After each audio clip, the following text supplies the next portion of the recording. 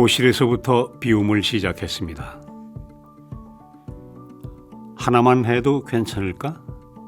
학급 경영.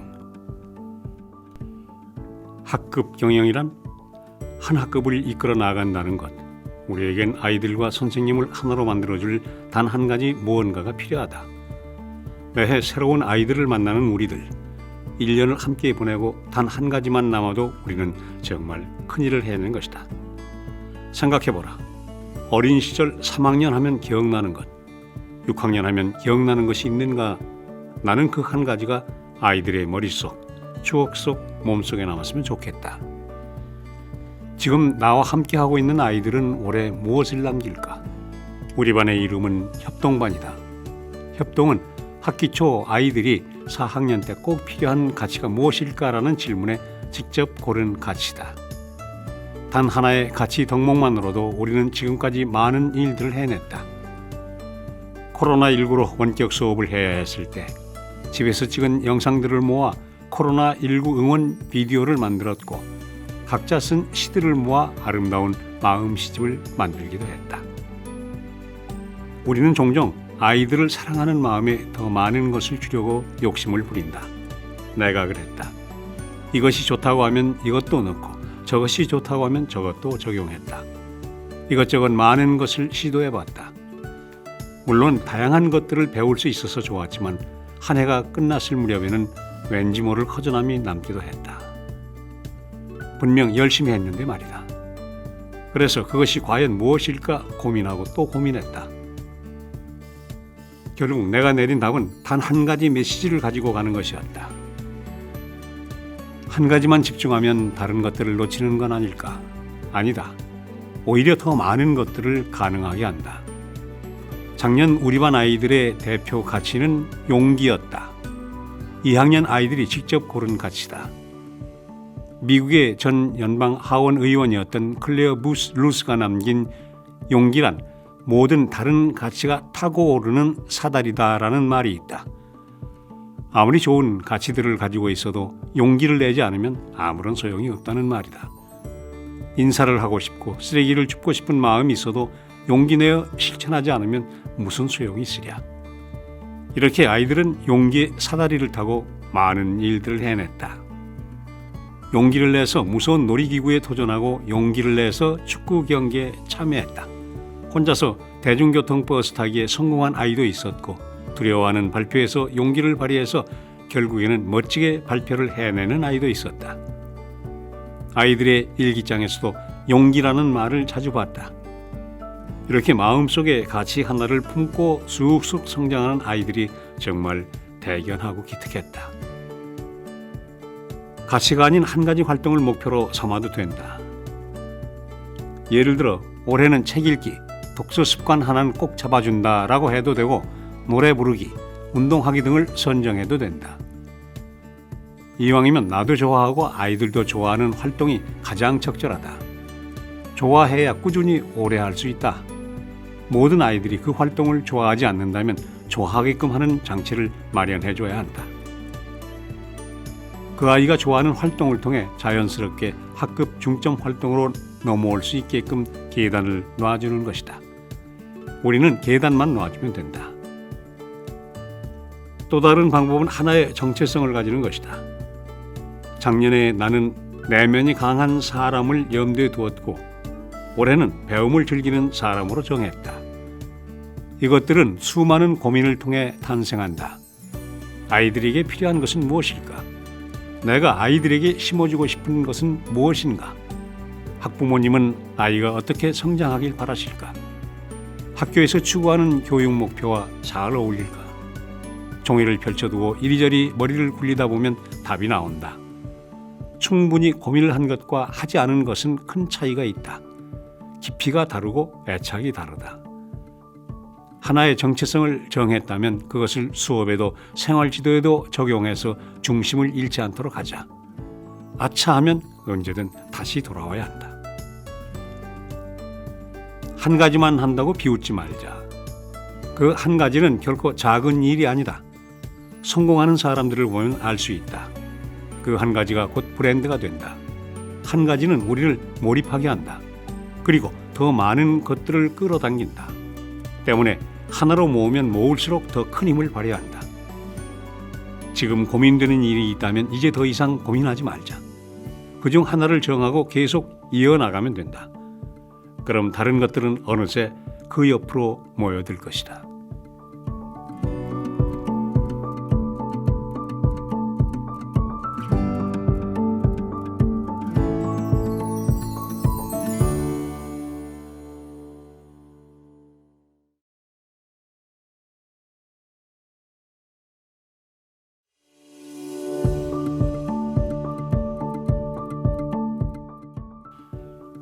교실에서부터 비움을 시작했습니다. 기록의 힘을 믿는다. 학급 일지.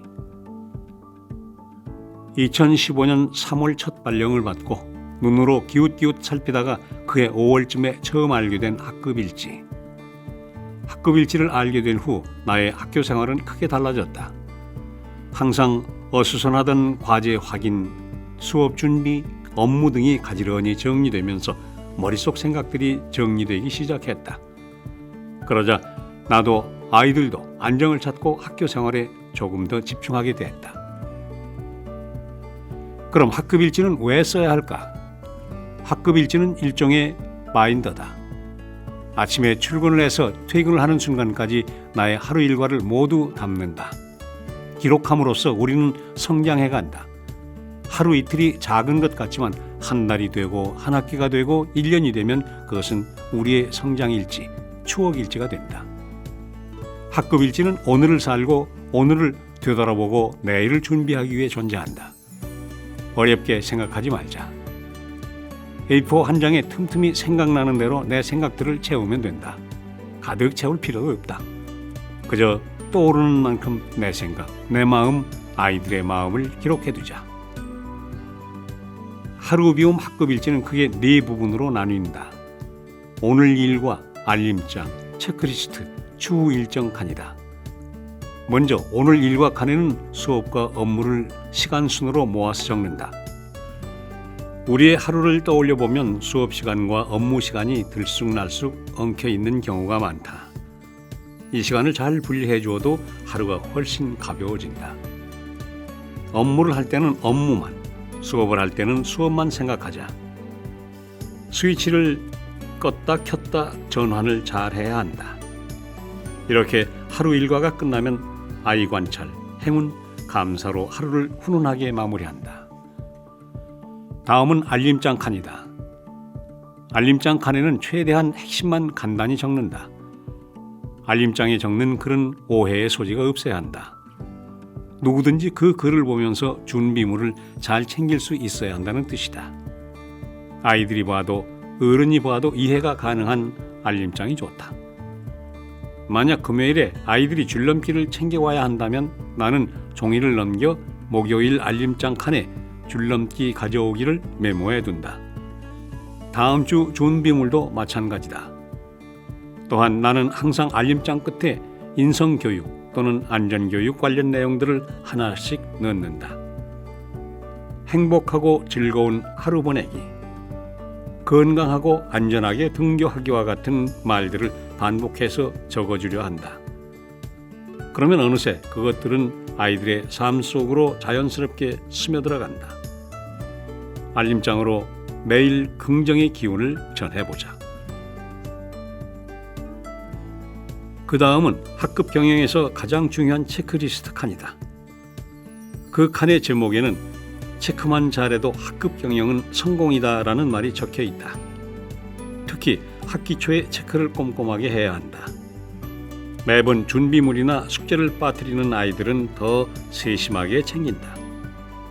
집요하다 싶을 정도로 확인하다 보면 어느 순간 아이들도 자신의 삶을 돌보기 시작한다. 작은 것이라도 놓치지 않기 위해서는 체크리스트는 반드시 필요하다. 신청서 제출, 숙제, 평가 결과 등 그날 확인한 것들은 다 그날 체크리스트 속에 넣는다. 날짜별로 작은 제목만 잘 적어두면 나중에 자료를 찾을 때도 쉽다. 마지막은 추후 일정 칸이다. 이 칸은 포스트잇을 붙일 수 있도록 했다. 포스트잇은 어디서든 사용하기에 간편하다. 수정하다가 내용이 복잡해지면 새 포스트잇에 예쁘게 다시 옮겨 적는다. 매일 다른 포스트잇을 활용해보는 것도 좋다. 그날 기분에 따라 알록달록하거나 간절로운 포스트잇을 골라서 사용해본다. 다 못한 일은 내일 칸에 적어둔다. 내일 할 일은 내일로 미루자. 오늘은 오늘 할 일만 하면 된다. 급하지 않은 일들을 굳이 오늘 붙잡고 있을 필요가 없다. 학급 일지는 어떻게 쓰는지보다 매일 쓰는 것이 중요하다. 꾸준히 써야만 우리 반의 기록이 된다. 날아가는 하루들을 붙잡는다는 생각으로 하루를 꾹꾹 눌러 담자. 여기저기 메모하지 말고 한 곳에만 메모를 하자. 나는 탁상 달력과 학급 일지 딱 2가지만 사용한다. 교직원 수첩은 작년부터 받지 않았다. 잘 사용하지도 않는데 덥석 받았다가 그대로 1년이 지나서 아깝게 버린 적이 있기 때문이다. 교직원 수첩을 학급 일지로 써도 된다. 하지만 2가지를 동시에 쓰는 것은 추천하지 않는다. 이왕 쓰는 학급 일지 한 곳에 잘 기록해서 언제든지 간편하게 활용을 해보자. 분명 의미 있게 쓰일 날이 온다.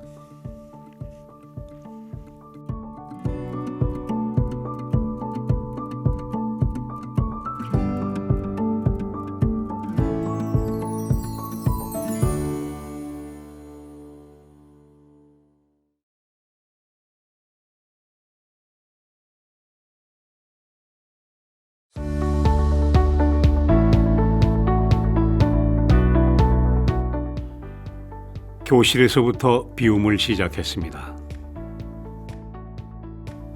골라 담는 재미, 수업.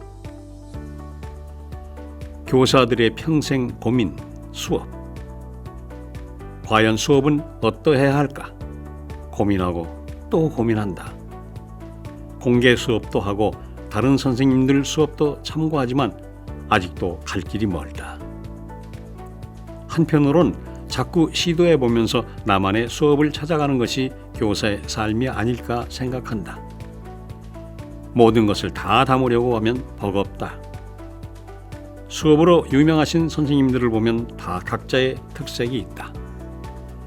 토론이면 토론, 글쓰기면 글쓰기, 음악이면 음악. 결국 이런 것들도 다 비움을 통해서 이루어진다고 본다. 이 세상에 좋은 수업들은 정말 많다. 명강의들은 또 얼마나 많은가. 온라인 수업까지 하는 요즘 과연 우리는 어떤 수업을 만들어야 할까? 우리는 어떻게 우리만의 향기를 낼 수 있을까? 그 특수성은 온전히 나 자신에게 집중했을 때 발견할 수 있다. 우리는 이미 우리만의 향기를 가지고 있다. 발견하지 못했을 뿐. 이제부터는 내 안의 향기를 찾아보자. 찾아보려고 하면 보인다. 우리의 삶이 곧 우리의 수업이다. 수업 재료를 밖에서 찾기보단 나에게서 찾자. 우리는 그동안 얼마나 많은 경험들을 해왔는가. 그것들을 내 수업 속에 담는 것이다. 내 경험들을 담는 순간 그 수업은 나만의 수업이 된다. 누구도 따라할 수 없는 나만의 향기가 나는 수업이. 어렵게 생각하지 말자. 수업 주제를 내 머릿속에 살포시 던져두었다가 번쩍하고 아이디어가 떠오르면 그것을 수업에 적용하면 된다.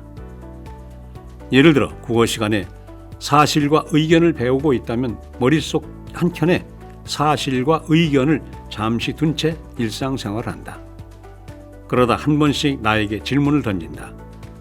무엇으로 사실과 의견을 배워보지? 좋은 소재가 없으려나? 내 경험을 나눠볼까? 아이들 경험을 가져와 볼까? 곧바로 답이 떠오르지 않으면 조금 더 던져둔다. 그러다 보면 수업 전에는 결국 생각이 난다. 아하, 중간 방학 동안 아이들이 쓴 일기 내용을 가져와 보자. 아, 오늘 아침에 내가 운동을 하면서 집 열쇠를 잃어버렸던 경험을 예시로 들어주자.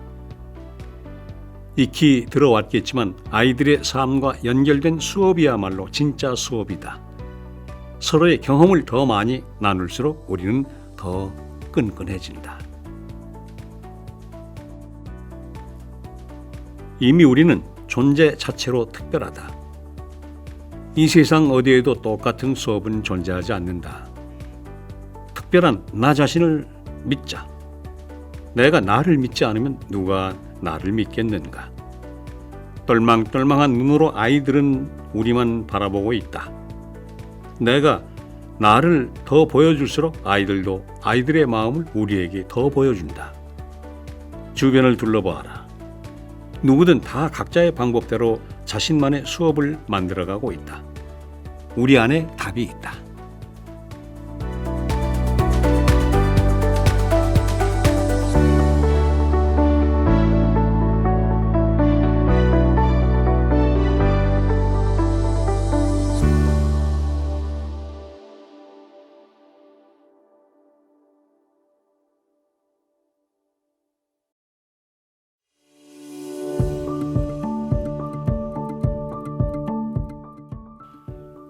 교실에서부터 비움을 시작했습니다. 슈퍼우먼의 비밀. 교실 청소.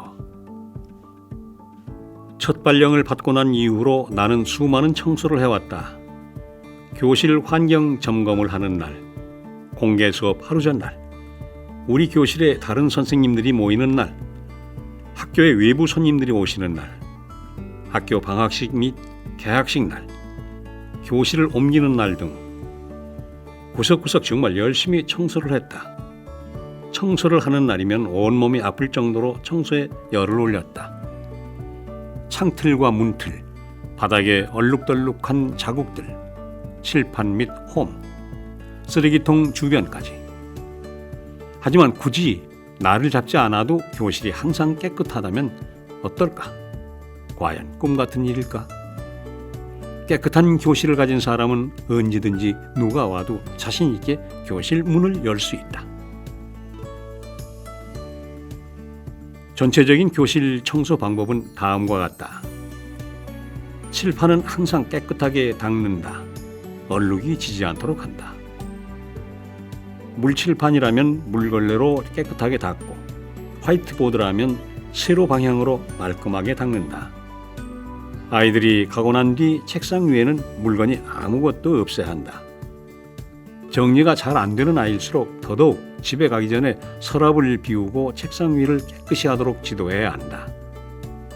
책상 위 확인이 끝나면 교실 바닥에 있는 큰 쓰레기를 손으로 줍고 빗자루질을 간단히 한다.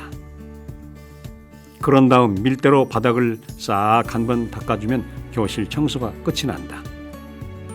교사 책상에 앉아서 교실을 바라봤을 때 아이들 책상 위에 교실 바닥이 반짝반짝 윤이 나면 아, 오늘 하루도 잘 해냈구나 하면서 마음이 편해진다. 교실 청소가 힘들고 화가 나는 이유는 바닥이 항상 지저분해서 청소가 쉽지 않기 때문이다. 왜 우리 교실 바닥에는 항상 쓰레기가 많을까? 왜 저 아이는 정리를 잘 못할까? 왜 청소를 해도 깨끗해지지 않는 걸까? 생각을 하면 이유가 보인다. 바닥에 쓰레기가 많은 이유는 바닥에 쓰레기를 버리는 사람들이 많기 때문이다. 그 현상을 막으려면 쓰레기를 쓰레기통에 버리는 훈련이 잘 돼 있어야 한다. 종이를 자르고 난 뒤 부스러기들을 쓱 바닥으로 밀어버리는 아이들. 자기 연필인데도 바닥으로 떨어지고 나면 바로 이별 선고를 하는 아이들. 무심코 행하는 나와 아이들의 행동 때문에 교실 바닥이 더러워진다. 자신의 물건을 소중히 하고 교실을 소중히 하는 마음만 있다면 교실은 크게 더러워지지 않는다. 나는 종종 교실 바닥에 있는 쓰레기를 줍는다. 아무 말 없이 그저 교실을 돌본다. 나를 따라서 쓰레기를 줍는 아이들은 없건만 적어도 선생님이 교실 쓰레기를 줍는다는 건 모두가 안다. 가끔 교실 바닥에서 주인 잃은 물건을 발견하면 그 물건의 입장이 돼 얘는 참 슬프겠다. 주인이 잃어버린 줄도 모르네 라고 말하며 주인을 찾아준다. 찾아도 주인이 나오지 않으면 모든 아이들에게 이야기를 하고 쓰레기통으로 보내준다. 슬프지만 그 물건의 운명은 거기까지다. 교실을 돌아다니다가 책꽂이에 책이 이상하게 꽂혀 있으면 역시 말 없이 다시 바르게 꽂는다. 사물함도 종종 열어보면서 물건이 자꾸 넘어지는 아이에게는 몰래 파일 꽂이를 선물하기도 한다. 이렇게 나는 교실 곳곳에 내 손이 닿도록 한다. 내가 처음으로 만난 같은 학년 부장님은 오후에 매일 교실 바닥을 윤희나게 닦으셨다. 그래서 그런지 그 교실은 항상 깨끗했다.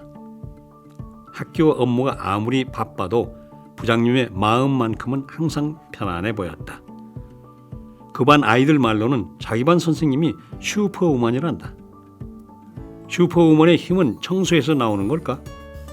수세미를 들고 와서 사물함을 닦던 그 반 아이들의 모습이 아직도 생생하다. 왠지 모르게 그 반은 들어갈 때마다 기분이 좋아진다. 교실은 닦으면 닦을수록 빛이 나는 보석 상자다. 교실을 드나들 때마다 눈으로 항상 교실을 살피자. 점검하고 확인하는 일상을 기쁘게 여기자. 내가 기쁘게 여기는 만큼 교실은 매일 나를 즐겁게 해줄 것이다. 또한 이 기운은 아이들에게도 연결되어 모두가 교실을 아끼고 사랑하게 될 것이다.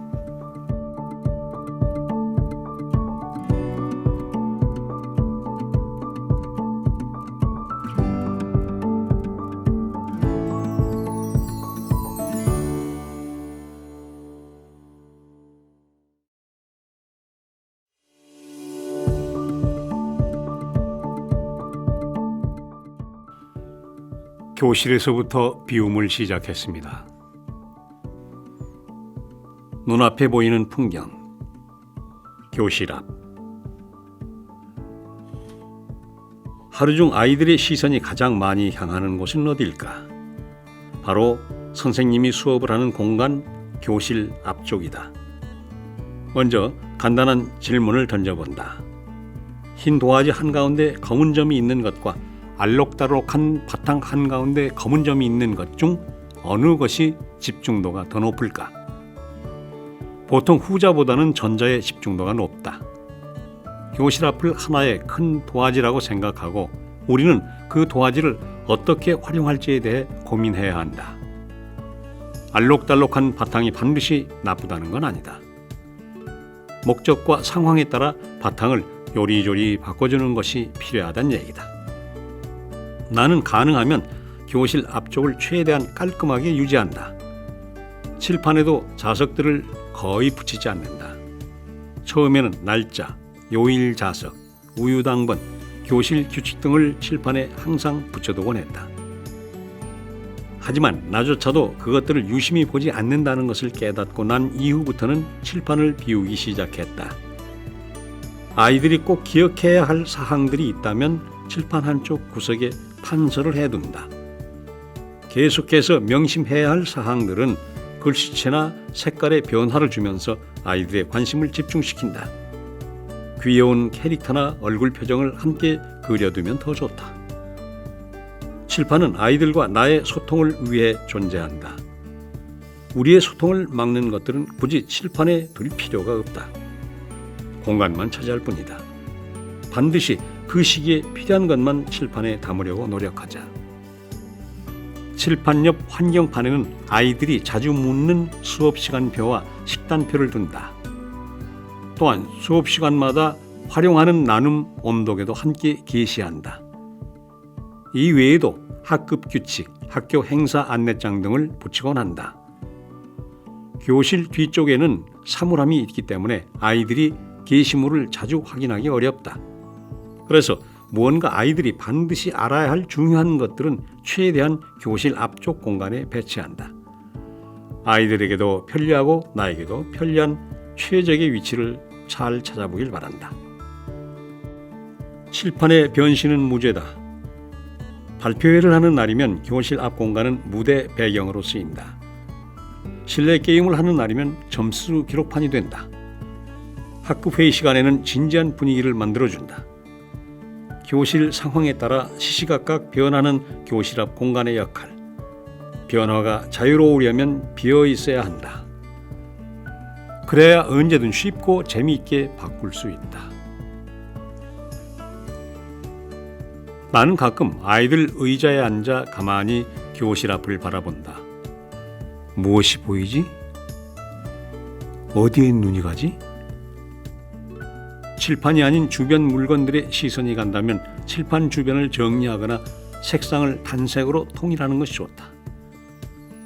아이가 수업에 집중을 하지 못하는 이유는 어쩌면 주변 환경 때문인지도 모른다. 아이를 탓하지 말자. 아이를 탓하기 이전에 주변을 돌아보고 그 아이의 시선에서 교실을 바라보자. 그리고 그 환경이 나를 위한 환경은 아니었는지 다시 한번 나 자신을 되돌아보자. 송수진 수석 선생님께서는 교실에서 쓰는 코팅지에도 신경을 써야 한다고 말씀하셨다. 반짝거리는 유광 코팅지는 아이들의 시선을 분산시킨다고 하시면서 여러 선생님들께 무광 코팅지 사용을 권유하셨다. 무엇이든 아이들에게 초점을 맞추면 답이 나온다. 교실 곳곳에 작은 배려들을 숨겨두면 아이들은 스스로 움직이게 돼 있다. 우리는 그저 몰래 다리를 놔주기만 하면 된다. 남몰래 돕는 짜릿함을 느껴보길 바란다. 배려는 환경을 만들고 그렇게 만들어진 환경은 우리를 움직이게 한다.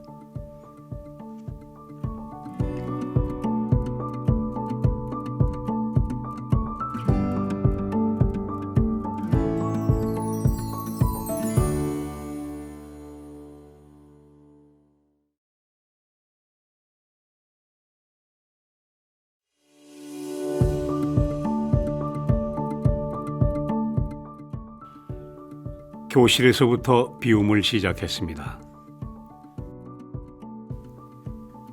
복받은 교실이란 교실 뒤. 창문은 교실 밖과 안을 이어준다. 바람으로 이어주기도 하고 따뜻한 햇빛으로 이어주기도 한다. 열 때도 열지 않을 때도 창문은 제 역할을 톡톡히 한다. 나는 하루에 한 번 이상은 꼭 환기를 하려고 한다. 출근을 했을 때는 상쾌한 아침 공기를 교실 안으로 들이고 청소를 할 때는 교실 안 먼지들을 바람에 후를 날려버린다. 햇빛이 잘 비치는 교실은 복받은 교실이다. 햇빛은 정말 중요하다. 햇빛만 잘 들어와도 교실은 항상 따뜻하고 포근하다. 창가는 가능하면 완전히 비운다. 채우고 싶은 날에는 예쁜 화분 하나를 둔다. 아이들이 직접 심은 식물들을 두기도 한다. 주변에 흙이 떨어져 있는지 아는지, 물은 잘 주고 있는지 수시로 살핀다. 창틀 주변을 자주 닦아주는 것이 중요하다. 창문은 빛과 바람이 드나드는 통로다. 그 통로를 잘 열어두는 것만으로도 교실에는 좋은 기운이 가득하다. 교실 뒤에는 보통 사물함과 큰 환경판이 있다. 대부분 사물함 위에는 물건들을 올려두기에 딱 좋은 평평한 공간이 있고 그 위에 환경판이 있다. 저학년 아이들은 키가 작아서 환경판에 손이 잘 닿지 않는다. 그래서 거의 눈으로만 감상한다. 교실 뒤 환경판을 하나의 전시 공간이라고 생각했을 때 우리는 어떻게 작품을 전시하는 것이 좋을까? 좋았던 미술관이나 박물관을 한번 떠올려보자. 어떤 전시가 멋졌는지. 내 머릿속에 떠오르는 멋진 작품들은 대부분 심플하게 전시되어 있었다. 우리는 어떻게 하면 그 작품을 빛나게 할지 고민해야 한다. 또한 그 작품을 보는 대상이 누구인지 생각해야 한다. 교실 속 작품들은 누가 보는가?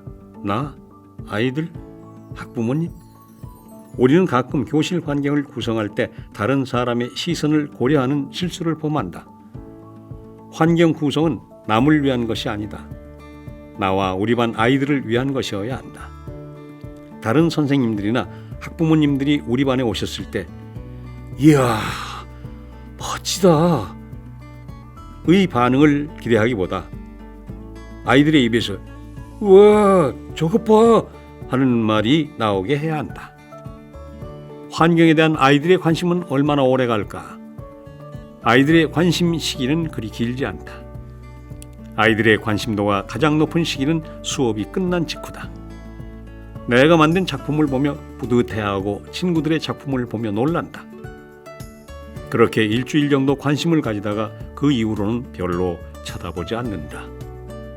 이 말은 즉 2주일이 지나면 작품 게시의 효력이 크게 감소한다는 것을 의미한다.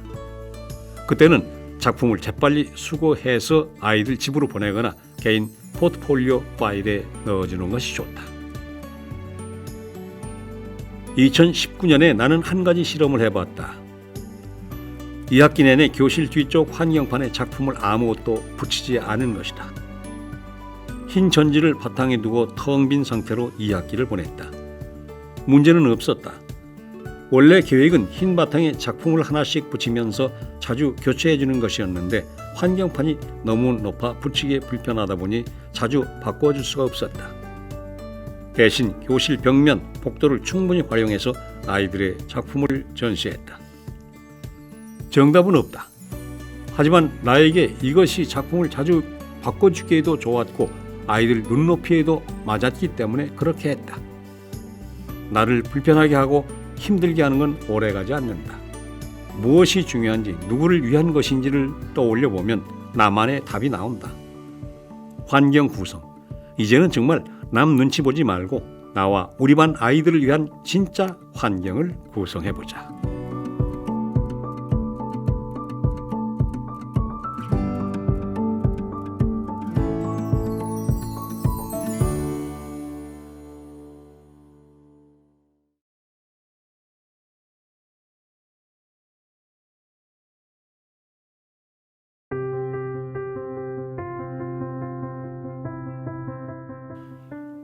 교실에서부터 비움을 시작했습니다.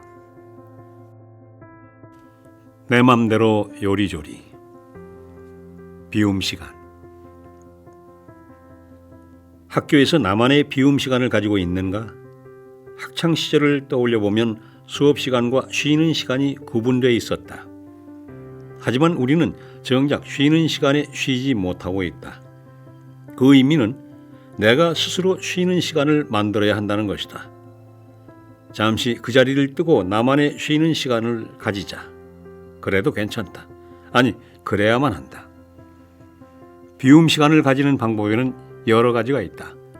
향긋하고 여유로운 커피 한 잔 마시기, 직장 주변 산책하기, 좋아하는 음악 듣기 등 내가 원하는 것을 선택하면 된다.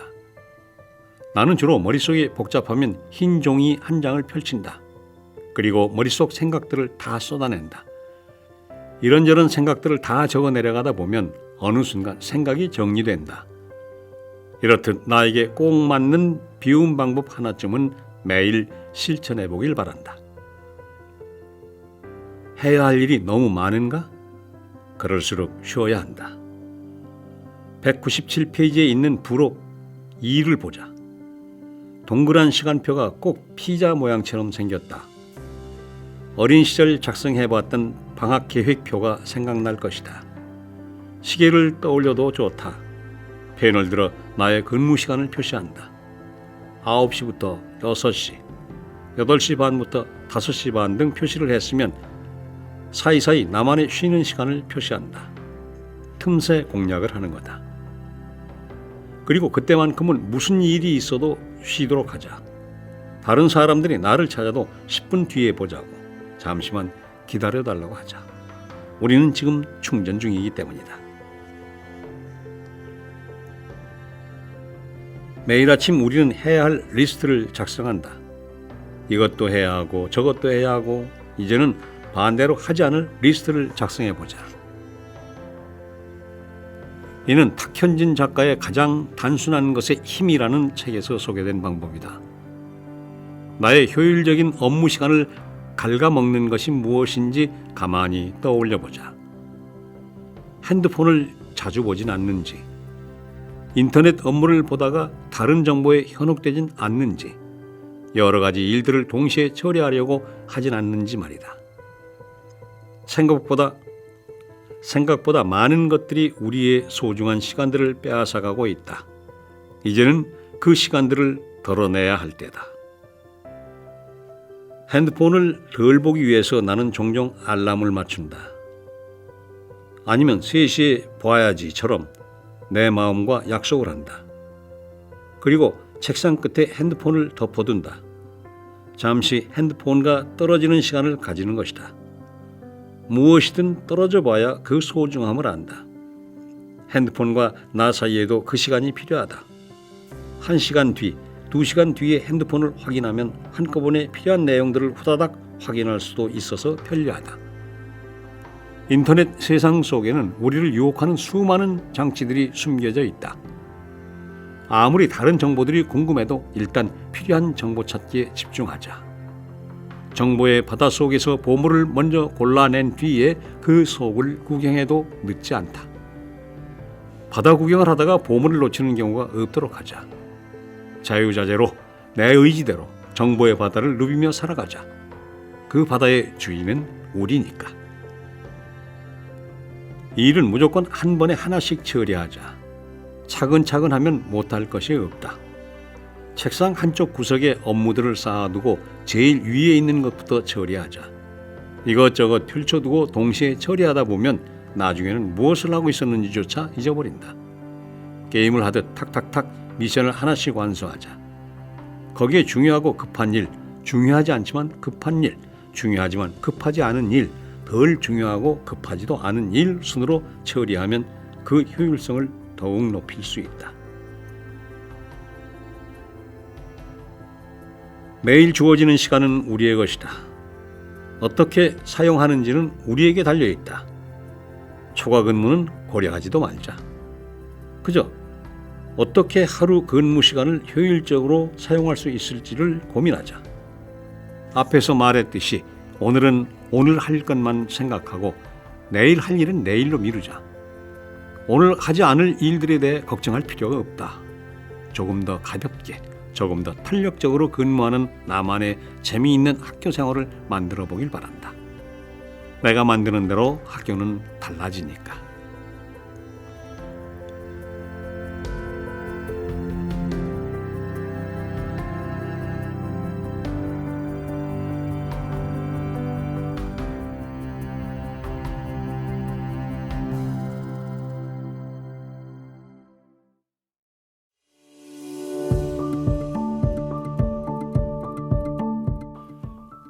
교실에서부터 비움을 시작했습니다. 찐빵 속 앙금 살리기, 행사. 행사 없는 학교는 앙금 없는 찐빵이다. 초등학교에는 재미있는 행사들이 많다. 물론 주인공은 아이들이다. 주인공을 빛나게 하기 위해서는 수많은 엑스트라가 필요하다. 하나라도 더 잘 챙기기 위해 발빠르게 움직인다. 철저한 계획과 준비된 소품, 충분한 연습, 적절한 조명 등 모든 것이 완벽한 합을 이룰 때 행사는 성공적으로 끝난다. 그러면 여기서 말하는 성공은 무엇을 의미할까? 보기에 좋았다? 누가 보기에 좋았는가? 학교 행사는 무대를 관람하는 관객을 위한 것이 아니다. 물론 잘 준비된 공연은 주인공과 관객을 모두 기쁘게 한다. 그렇지만 아무리 좋은 공연이라도 주인공이 기쁘지 않다면 다시 생각해 봐야 한다. 이렇게 하면 이렇게 보이겠지? 라고 생각하기보다 이렇게 하면 아이들이 재미있어 하겠지를 고민하자. 조금 부족해도 아이들이 즐겼다면 그걸로 만족한다. 실패한 행사는 없다. 다 의미가 있다. 행사를 마치고 피드백을 나누는 경우에도 아이들의 시선에서 문제점을 찾으면 쉽다. 예를 들어 10분씩 체험하고 장소를 옮기는 부스를 운영했는데 시간이 너무 오래 걸리고 아이들이 힘들어했다면 아이들의 입장에서 시간 계획을 다시 짜보자. 그럼 답이 나온다. 충분히 고민할수록 아이들도 즐겁고 교사도 즐거운 행사가 탄생한다. 3년 전 한 선생님과 학부모 공개 수업을 함께 준비한 적이 있다. 수업 자료, 수업 대본 등 준비를 다 했다고 생각하고 퇴근을 하려는 순간 선생님께서 마지막으로 한 번 더 점검을 해보자고 하셨다. 그래서 우리는 지도안을 다시 살폈다. 하지만 그분은 최종적으로 점검하는 방식이 다른 선생님들과 조금 달랐다. 의자에 있는 아이들 입장에서 수업 흐름을 쭉 살피는 것이었다. 아이들의 시선과 행동을 예상하고 점검했다. 그렇게 하니 불필요한 활동들이 줄고 아이들의 혼란도 피할 수 있었다. 우리 학교는 한 학기에 한 번씩 스포츠 데이를 한다. 1학년부터 6학년까지 모든 학생들이 참여하는 큰 행사다. 하지만 준비 과정은 비교적 단순하다.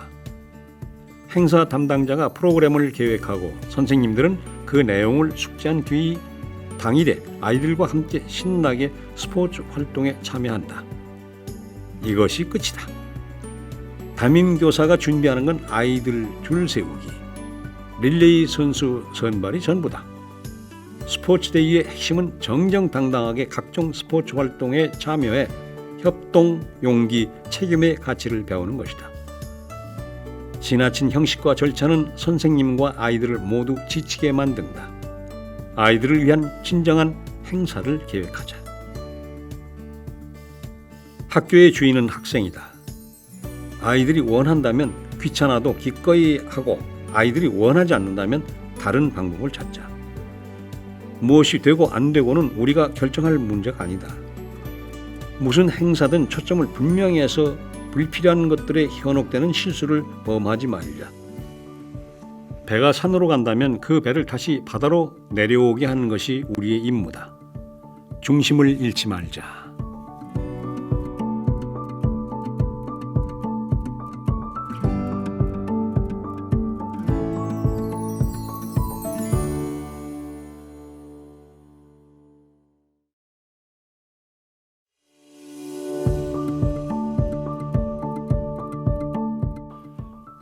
교실에서부터 비움을 시작했습니다. 큰 물에서 논다. 방학. 누구든 좋아하는 방학. 노을방 배울학. 배움을 돋는다는 뜻이다. 온전히 놓음으로써 비운다. 하지만 방학은 오히려 배움을 붙잡는 일이다.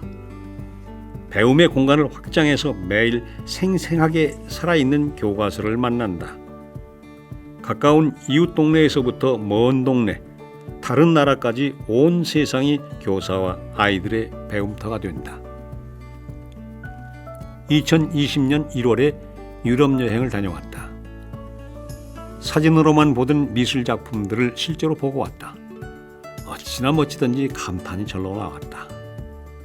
기억에 남는 작품들을 사진으로 남겨뒀다. 그리고 2020년 첫 국어 시간에 그 작품들을 우리 교실 속으로 불러들였다. 나의 경험담을 담아 실감나게 얘기를 들려주고 직접 찍은 사진들을 보여주니 아이들이 수업 속에 더 빠져들었다. 나아가 아이들은 마음에 드는 작품을 만났고 그 작품을 꼭 한번 실제로 보고 말겠다는 다짐까지 했다. 세상은 넓고 배울 건 많다. 배움의 안경을 쓰고 바라보면 세상은 공부할 것들로 가득하다. 방학 때는 학교 밖 사람들을 만날 기회가 많다. 이런 사람 저런 사람, 세상에는 참 다양한 사람들이 있다. 한 번은 비행기 조종사를 만났다. 비행기 한 대에 여러 명의 조종사가 탑승해 그 안에서 교대로 근무를 한다고 한다. 또한 먼 나라로 여행을 갈 때 큰 비행기가 필요한 이유는 기름을 많이 실어야 하기 때문이란다. 이외에도 비행기 조종사가 될 수 있는 방법, 비행기가 서로 충돌하려고 할 때의 대처법, 비행기를 착륙시키는 방법 등에 관한 얘기를 들었다. 정말 흥미로웠다. 교실에는 다양한 꿈을 가진 아이들이 있다. 나는 교사라는 한 가지 직업밖에 경험해보지 못했다. 우리가 다른 사람들을 통해 다른 직업들을 경험하지 못한다면 우리는 과연 아이들의 꿈을 어떻게 키워줄 수 있을까?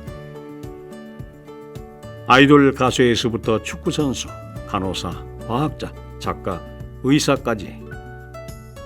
아이돌 가수라고 해서 다 같은 아이돌 가수가 아니고 축구 선수라고 해서 다 같은 축구 선수가 아니다. 진정한 꿈은 어떤 축구 선수가 되느냐다. 세계가 점점 더 하나의 마을처럼 가까워지는 이 시대에 우리는 아이들에게 더 큰 세상을 선물해 줘야 한다. 큰 세상을 마음껏 누비며 하고 싶은 일, 의미 있는 일을 하며 살아갈 아이들의 모습을 그려본다. 교사들을 막는 건 교육을 막고 아이들을 막는 것과 같다. 교사들을 학교에서 놔주자. 놔도 도망가지 않는다.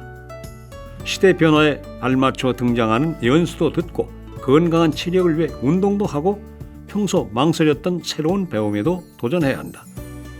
이 모든 것들이 아이들에게 간다. 방학은 선택이 아닌 필수다. 학교 밖 배움에 온전히 투자할 수 있는 시간이다.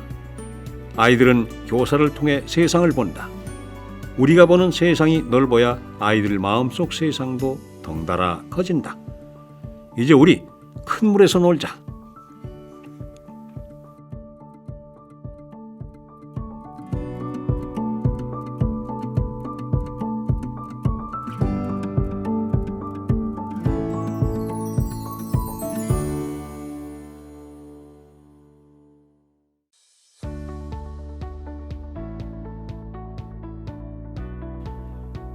교실에서부터 비움을 시작했습니다. 나랑 같이 할래? 비움 모임. 학교에서 미니멀을 실천하던 중 어느 날 옆자리 선생님께서 도움을 요청하셨다. 비움의 노하우를 공유해달라는 것이었다. 나는 가만히 그분을 떠올리며 그분을 위한 비움 실천 계획표를 만들어 드렸다. 3주 동안 매일 조금씩 비워나가는 흐름이었다. 그렇게 함께 비움을 실천하던 중 문득 학교 현장에도 이렇게 비움을 원하시는 분들이 많겠다는 생각을 하게 됐다. 그래서 2019년 9월에 열게 것이 하루 2분 미니얼한 학교생활, 줄여서 하이미니 프로젝트다. 처음에는 아는 지인들과 함께하는 것으로 시작했다. 16분 정도가 모였다. 소소한 모임이었기에 서로 오순도순 얘기를 나누며 3주를 보냈다. 가볍게 함께 하려고 했지만 막상 리더가 되니 공부를 하지 않을 수 없었다. 그래서 그때부터 정리와 비움 관련 책들을 찾아 읽기 시작했다. 공부를 하면 할수록 나눌 것이 많아졌다. 덕분에 나도 성장하고 팀원들도 성장할 수 있었다. 이렇게 훈훈하게 일기를 마무리하고 인증서를 수여했다. 일기분들의 든든한 지원을 받아서 2기 모집 글을 올렸다. 그런데 이게 무슨 일인가? 신청자가 갑자기 확 늘어나는 것이었다. 알고 보니 일기에 참석해 주셨던 이수잔 선생님께서 교사맘 카페와 전국 교사 밴드의 모집글을 홍보해 주신 것이었다. 조음을 나누었더니 더 큰 선물이 되어 돌아왔다. 그 순간을 생각하면 언제나 짜릿하다. 2020년 6월까지 나는 총 10기수의 선생님들을 모셨다. 선한 마음은 통한다고 했던가. 내 모집글을 보고 참여해 주신 모든 분들이 참 좋으셨다. 마음도 좋으신데 능력까지 좋으셨다. 덕분에 다른 선생님들의 교실 환경도 구경하고 학급 경영 노하우도 알게 모르게 많이 배웠다. 매 기술을 시작할 때마다 나는 항상 깊은 고민에 빠진다. 어떻게 바꿔볼까? 어떻게 하면 더 쉽고 재미있게 참여하실까? 책 읽기 미션도 넣어보고 클래식이나 시, 명언 등을 적용해봤다. 조금씩 변화를 주니 나도 재미있었고 참여하는 분들께도 매번 새로운 느낌을 전할 수 있어서 좋았다. 언제까지 이 프로젝트를 진행하게 될까? 도움을 필요로 하고 요청을 하시는 한 계속하고 싶다. 2020년 2월에는 깜짝 방문 이벤트도 열었다.